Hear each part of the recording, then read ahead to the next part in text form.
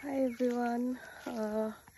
কালি যেহেতু কৈছিলোঁ আমি এফালে আহি আছোঁ বুলি কালি আহি পাওঁতে লেট হৈ গ'ল তো তেনেকৈ একো ভিডিঅ' বনোৱা নহ'ল আৰু উইকেণ্ডত আহিছিলোঁ যিহেতু অলপ পাৰ্টিও কৰিলোঁ তো সেইকাৰণে তেনেকৈ একো ৰেকৰ্ড কৰা নহ'ল। এতিয়া মৰ্ণিং মই উঠিলোঁ বেছি কিমান টাইম হৈছে 7টামান বাজিছে। এতিয়া উঠিলোঁ গা পা ধুই ৰেডি হ'লোঁ।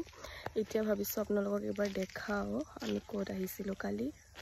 এয়া আমি আহিছিলোঁ কালি একদম গুৱাহাটী গাতে লাগি থকা চানডুবিত মুদুকি ফাৰ্ম ষ্টে বুলি এখন মানে ৰিজৰ্ট আৰু বেছি দিন চাগে হোৱা নাই অপেন কৰা তো সেইকাৰণে ইমান ভালদৰে মানে একো ইয়াতে বনোৱা নাই বাৰু। সব কনষ্ট্ৰাকশ্যন চলি আছে তেওঁলোকৰ ধুনীয়াকৈ বনাই আছে। এইফালে চাব পাৰে এইকেইটা ধুনীয়া এইফালে চলি আছে। ইয়াত তেওঁলোকে কোৱা মতে টেণ্ট লগাই বোলে। এতিয়া অলপ জংঘলো হৈ আছে বাৰু যিহেতু বাৰিষাৰ ছিজন, কিন্তু ঠাণ্ডাৰ দিনত খুব ধুনীয়া হ'ব। আৰু দেখিছেনে পিছফালে ইমান ধুনীয়াকৈ এখন পাহাৰ এখন আছে।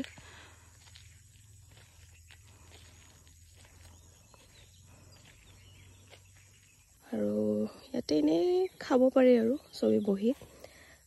এইটোত আমি আছিলোঁ এতিয়া, কিন্তু মানুহ উঠা নাই কাৰণে মই ভিতৰখিনি ইমান ভালকৈ দেখাব নোৱাৰিম। আৰু এইফালে দেখিছেনে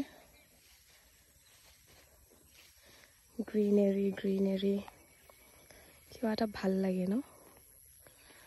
আৰু এইখন পাহাৰখন ইমান ধুনীয়া।